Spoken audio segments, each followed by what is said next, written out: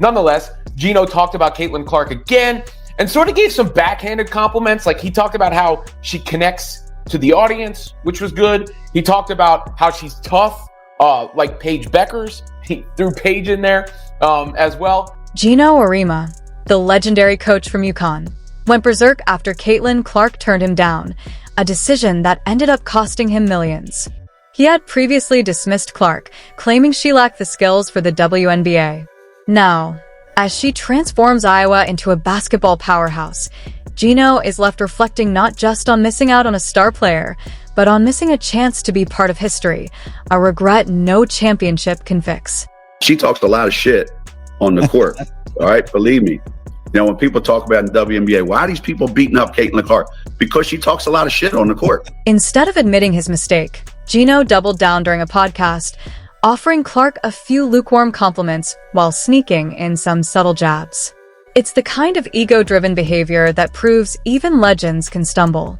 Going out of his way to, first he's like saying she connects to people, and he could have left it at that, I guess. But he almost goes on to put the, reverse some of that discourse, try to put it in others' laps because of Caitlin Clark's trash talk. Meanwhile, Caitlin Clark is dominating not just on the court, but in Geno's mind, rewriting the narrative entirely on her own terms, without any nod from UConn or Geno. The real sting for him? It wasn't just losing a player, it was millions lost in revenue, reputation, and respect. She's fearless, Geno said, likening her approach to a kid playing freely in a driveway, just enjoying the game. She's unique that way. In today's basketball world, where social media scrutiny, blame games, and constant criticism make many athletes hesitant, Clark stands out for her boldness and willingness to take risks, even if a mistake could cost her team or affect her image. Geno acknowledged her talent and mindset while also reminding listeners that people have short memories.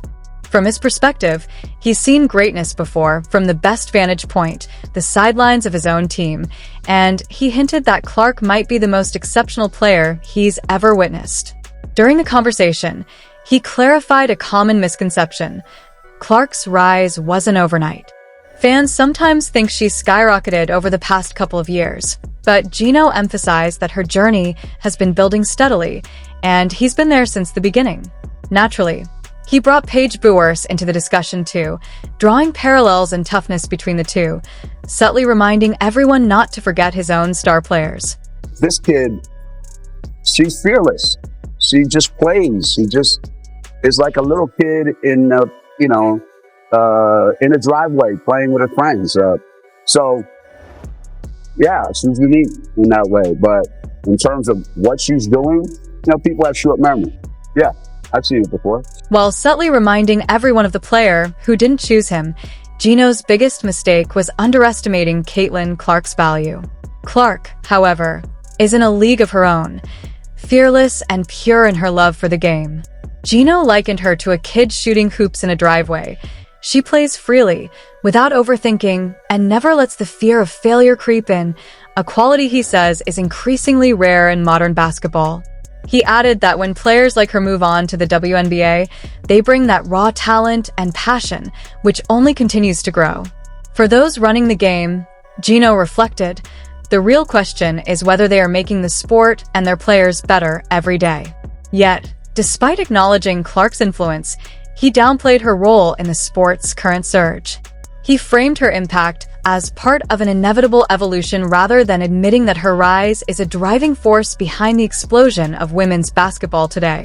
When discussing her jaw-dropping performances, Geno mixed admiration with caution.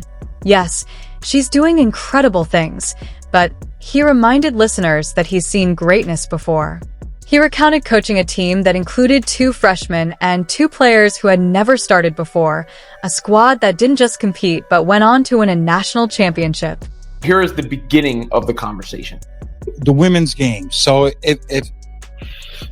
I think sometimes people get confused over the last 18 months, maybe over 2 years, that they think it was a rocket, that you all jumped on Caitlin Clark's back and went straight up. But you've been there at the beginning of the ride, so to speak. It wasn't just one player. Every member of that team contributed with poise and skill, making a groundbreaking impact in their own way. Yet, Geno Auriemma may be the reason Caitlin Clark has no interest in joining his new unrivaled 3-on-3 basketball league. Geno, master coach, part-time businessman, and full-time expert at putting his foot in his mouth, now faces the reality that Clark wants nothing to do with his venture. The league was pitched as a major, ambitious project, big investors, a bold January launch, and fans eager to see Clark, the college sensation, on the court. But she's skipping it entirely, leaving Geno and his league scrambling for star power. Many fans had hoped Clark would participate, both for basketball and entertainment value. Instead, her fans took to Twitter to poke fun at the situation.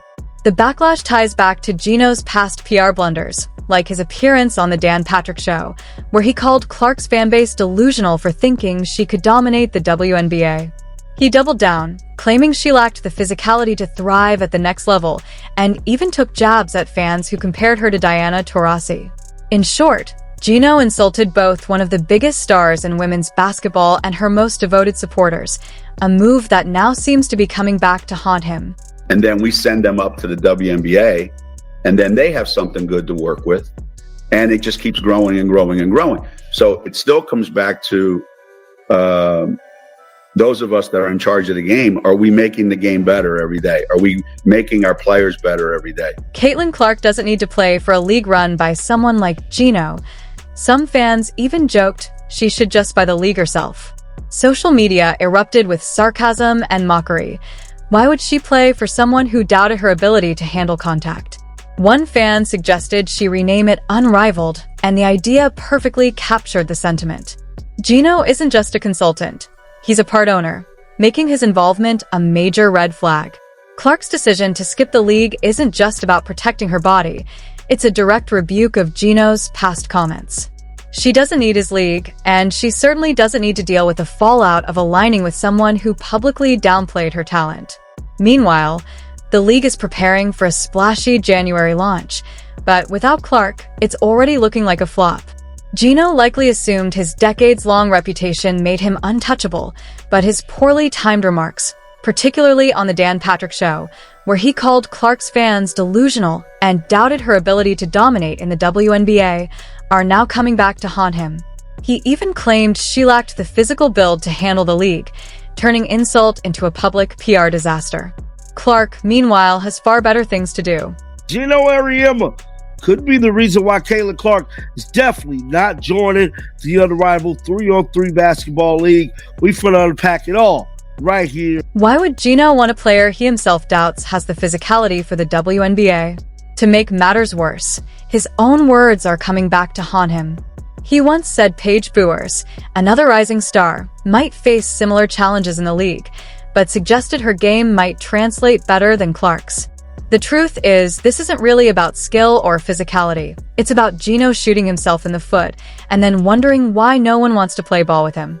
The Unrivaled League is set to launch in January, but without Clark, it's looking underwhelming. Sure, there are some big names like Angel Reese, but she alone can't carry the league. Fans wanted Clark, investors wanted Clark, and now the league's future seems as fragile as a house of cards in a windstorm. Despite Clark being a top college talent, Geno's past comments, including dismissing her fans as delusional and questioning her WNBA potential, have only fueled the backlash. Betting markets even had her as a strong MVP contender in the league. Now, Geno Auriemma, the legendary coach, finds himself frustrated and sidelined as Clark, the golden child of college basketball, rejects his vision and his league. Just chill, man. But that is not the case. Many people want Caitlin Clark to join this league to possibly, play basketball, be more entertainment for her. But now many Caitlin Clark fans took to Twitter to actually poke fun at Geno Auriemma. Let's pull up some of the tweets. It's not just basketball. It's the millions Geno could have made if Clark had lived up to the hype. Fans already saw her as the WNBA's savior, and betting markets had her pegged as a potential MVP. Geno saw a golden opportunity for endorsements and a boost to his brand, but reality had other plans. He's now stuck criticizing delusional fans, questioning Clark's toughness, and watching the revenue, branding, and legacy tied to her rookie season slip away. Meanwhile, Paige Bucher's staying in college only delays another potential payday, and Clark's comparisons to legends like Larry Bird are a reminder that hype doesn't always follow his narrative.